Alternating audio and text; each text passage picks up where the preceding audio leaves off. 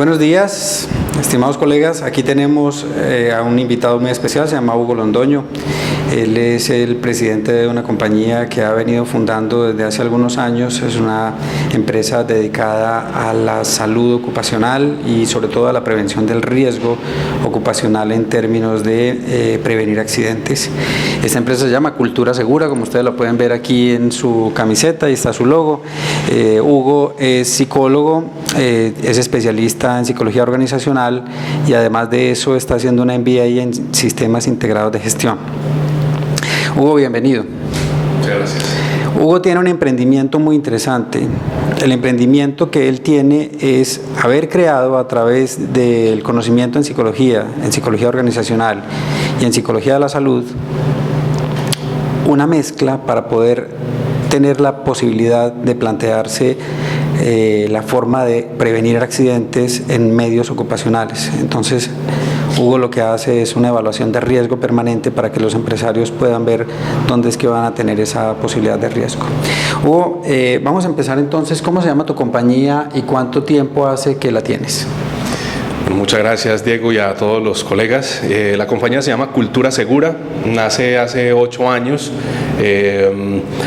radicada en Medellín, funciona desde Medellín, pero desde aquí manejamos operaciones a nivel nacional e internacional. Es una empresa que se dedica a la gestión anticipada de los riesgos, ¿sí? Entonces es una mezcla de varias ingenierías. Hay ingeniería de productividad, hay ingeniería de seguridad e higiene, hay mucha ingeniería de sistemas porque hay involucrados allí software, neuronas artificiales, y hay mucho componente de la psicología, porque el foco de la organización es generar entornos donde haya mejores hábitos de trabajo y muy buenas condiciones para tomar decisiones gerenciales. Ese es básicamente el foco de la organización. Entonces esto se ve reflejado en reducción de accidentes y en incremento de la productividad, pero de una manera muy visible. Es decir, logramos que gerencias fueran conscientes de cuáles eran los beneficios económicos, lo que también se llama en administración el retorno a la inversión, muy detalladamente. Entonces de eso trata Cultura Segura. Justamente oyéndote hablar se me ocurría una pregunta, y es vender la prevención no es un tema fácil. Usualmente los empresarios lo que necesitan es reducir los riesgos, pero digamos mucho más poniendo la línea de vida mejor que haya para que no se reviente, que el andamio sea, que tenga ciertas especificaciones técnicas, etcétera. Pero creo que lo que vos me estás diciendo cuando decís es que hay mucha psicología, es que están enfocándose mucho acerca de las actitudes de las personas y cómo cambiar actitudes, es decir, pensamientos, evaluaciones, toma de decisiones, emociones y conductas. Es correcto, Diego. Partamos de reconocer que cada año en el planeta Tierra mueren 2.700.000 personas por causa del trabajo, ¿sí? La cantidad de personas que se accidenta o que se enferma es enorme, o sea, es casi que un país, ¿sí? Si hacemos esa compilación. Y en el 80% de esas eventualidades están involucrados los hábitos y los comportamientos de las personas y de los líderes al momento de decidir. Entonces, vender prevención es difícil, es verdad, si se hace desde una manera tradicional. Mira, como tú lo decías, tradicionalmente se cree que la gestión del riesgo es dotar de los elementos de protección personal, simplemente mejorar las condiciones donde ya ha habido accidentes, pero realmente las organizaciones tienen pérdidas que están alrededor entre el 7 y el 15% de su productividad, tiene pérdidas asociadas a la seguridad, ¿sí? Entonces, el trabajo de la gestión del riesgo que tiene Cultura Segura, digamos que va un poquito más allá de los requerimientos de la ley, porque es un sistema más gerencial. Entonces, lo que busca es hacer productividad a través de una gestión limpia en materia de seguridad. En eso consiste. Y hay mucho de ello de psicología, demasiado. Las personas se comportan de acuerdo a cómo están diseñados sus ambientes de trabajo, en la manera como están siendo medidas, igualmente en el impacto que tiene la carga laboral en sus labores, cómo viven su familia, los conflictos o las situaciones sociales que pueda estar viviendo. Entonces, desde esa integralidad, la seguridad es un verdadero foco para que los psicólogos podamos prever dos cosas, prever y proveer. El primero es dar calidad de vida, ¿sí? y eso se ve reflejado en el 0 accidentes, inclusive en 0 incidentes. Nosotros tenemos clientes donde ya alcanzamos el 0 accidentes hace mucho y venimos persiguiendo desde hace años el 0 incidentes, es decir, que esos casi se muere, casi se fractura, casi se cae, se va reduciendo al máximo con esta metodología que es predictiva. Entonces, creo que los psicólogos tenemos muchísimo para aportar y bueno, creo que de eso hablaremos un poco más adelante, nos extenderemos de ello. Nos contabas ahorita que la empresa fue fundada hace 8 años. Cuando hace 8 años vos dijiste, yo veo aquí un nicho de mercado interesante, ¿qué fue lo que te hizo pensar que esto era una empresa que podía tener la posibilidad de sobrevivir 8 años? Porque ya sabemos que los emprendimientos, si son mal diseñados, no tienen un nicho de mercado claro, no se diferencian de otros programas y no tienen una respuesta a las necesidades de las empresas o de las personas o del consumidor final, tienen una vida útil muy corta. Uno de los problemas del emprendimiento es justamente que las personas se quejan de que no fueron exitosos a pesar de tener una muy buena idea. ¿Qué fue lo que hizo que vos dijeras, esto puede prosperar? Y efectivamente lo ha hecho, porque la evidencia muestra que 8 años son 8 años. Eso es un emprendimiento muy exitoso. Bueno, emprender requiere muchas variables, tener presente 2 variables, pero quiero hablar de 2 inicialmente. En primer lugar, hay que tener una pasión grandísima, o sea, tiene que haber un gusto por una determinada problemática, ¿sí? Hay que tener afinidad con eso que se va a hacer. Y el segundo elemento es estar seguro de que tienes las capacidades o ciertas competencias mínimas para hacer un desarrollo. Esos 2 elementos son esenciales. Y quisiera anexar un tercero, y es que hay que hacer un estudio de mercado para saber que ese emprendimiento va a ser escalable, ¿sí? Entonces, ¿por qué se muere mucho emprendimiento? En primer lugar, porque es un trabajo que es duro, es muy difícil, pero si es algo que te gusta, cada día es una emoción, es como si estuvieras viviendo un reality, ¿sí? Entonces no duele, o sea, todos los sacrificios, las cosas que hay que hacer, hacen parte de un proyecto de vida. Lo otro de tener las competencias indica saber que hay una necesidad en el mercado. En el caso de Cultura Segura, identificamos que habían unas intervenciones muy superficiales. Para entender y para ilustrar a nuestros colegas, detrás de un evento siempre hay causas inmediatas y hay unas causas raíz, ¿sí? Usualmente el medio no llega a la raíz verdadera de las dificultades que se encuentran. Entonces, cuando hay un accidente, de pronto se llega simplemente a decir, no, es por comportamiento de la gente, es por liderazgo, es porque haya una guarda mal puesta, pero llega a la causa raíz, es mirar qué pasa en un contexto organizacional.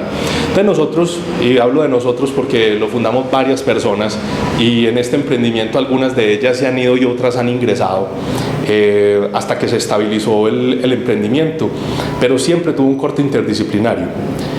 Y cada una de las disciplinas veía que había unas falencias que se complementaban en interacción con otras disciplinas. Entonces, los ingenieros en seguridad veían que había un componente humano que no alcanzaban a abarcar. Y yo, como psicólogo, o los psicólogos que hacemos parte de Cultura Segura, nos dábamos cuenta que no teníamos conceptos de ingeniería. Entonces, todo quedaba muy etéreo. De esa amalgama, lo que se hicieron fue elementos muy fuertes a nivel de estadística, a nivel de la propia ingeniería de software, hacer unos desarrollos, modelarlos, probarlos. Entonces esto nos iba dando muchísimas luces y mucha fe en lo que iba aconteciendo. También íbamos identificando que hay una necesidad en el mercado muy grande, porque la seguridad impacta el 4% del PIB mundial. O sea, el costo del trabajo en enfermedades y en accidentes le cuesta a los estados el 4% de su Producto Interno Bruto. Y en este momento nosotros logramos identificar que las organizaciones usualmente suelen tener pérdidas entre el 7 y el 15%. Entonces, al hacer visible eso a las organizaciones, veíamos que no había un nicho que pudiera generar ese trabajo. Hay una especialización y de ahí continuamos con este emprendimiento que hasta el día de hoy sigue y seguimos avanzando. Hugo, voy a sacar una conclusión de lo que acabas de decir, porque creo que estamos en un acuerdo, incluso desde conversaciones previas que hemos tenido, sobre un asunto que es fundamental en cualquier emprendimiento, y es que no se trata solamente de la pasión, es decir, la motivación y las ganas te hacen ser más fuerte frente a la adversidad, eso lo tenemos clarísimo, pero tener un conocimiento acumulado sobre un tema específico que te lleva además a desarrollar la posibilidad de una visión distinta, es decir, que tienes que ser en algo experto en lo que te estás metiendo, pero además tener las competencias que son afines a ese conocimiento, tener persistencia y tener un estudio de mercado. O sea, no es solamente la pasión, los emprendimientos no son solo gusto por hacer algo, es que tú entiendas que en ese mercado hace falta un producto que no existe, y enseguida que tengas el conocimiento especializado para ser un experto y poder llegar allí. Pero además le adjuntas otro elemento que me parece súper importante, y es el elemento de la interdisciplinariedad, es decir, que el psicólogo se pueda juntar con otro profesional y construir en conjunto un conocimiento acumulado. Así es. Yo pienso que nosotros como psicólogos tenemos que replantear mucho nuestra formación. Creo que perdemos mucho tiempo en discusiones que no son tan impactantes en la realidad, como los modelos, las tendencias, los enfoques. Hay unos elementos, nos perdemos mucho en el discurso, y creo que la formación del psicólogo tiene que tener elementos muy prácticos. En este momento la sociedad ha cambiado muchísimo. Se necesita la participación del psicólogo para los fenómenos culturales, interculturales, para el tránsito, para la seguridad, para la industria aeronáutica, para lo espacial, ¿sí? O sea, hay muchos elementos de los cuales hay que aprender desde la misma academia a interactuar con otras disciplinas. En el caso mío, me tocó de una manera de ensayo-error, simplemente porque esa búsqueda de hallar soluciones era superior a la formación que había tenido. Entonces eso me llevó a indagar, a buscar y a conocer gente fantástica que también tenía conocimiento y pasión, ¿sí? Entonces yo creo que es fundamental, tenemos que replantear mucho nuestra formación como psicólogos, porque nos enclaustramos como una burbuja que cuando salimos a la realidad nada de eso o muchas cosas de las que vimos no tenían ninguna aplicación en la realidad. Yo he sido docente muchos años en universidades, pero siempre traté de no perder contacto con la realidad, es decir, no ser solo docente universitario, sino seguir en contacto con el mundo, siendo consultor de empresas, haciendo clínica privada, teniendo la posibilidad de participar en proyectos interdisciplinarios, porque efectivamente el mundo cambia hoy a una velocidad a la que no estábamos acostumbrados.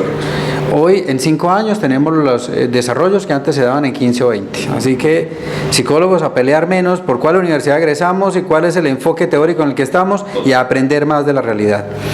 Hugo, ¿qué tan difícil es hacer empresa en Colombia? ¿Con cuáles barreras te encontraste para hacer empresa? La respuesta es muy difícil, pero eso es lo que lo hace interesante. En Colombia hay muchísimo para hacer, demasiado por hacer, inclusive por responder a preguntas que el mundo se está haciendo y que nosotros hemos vivido.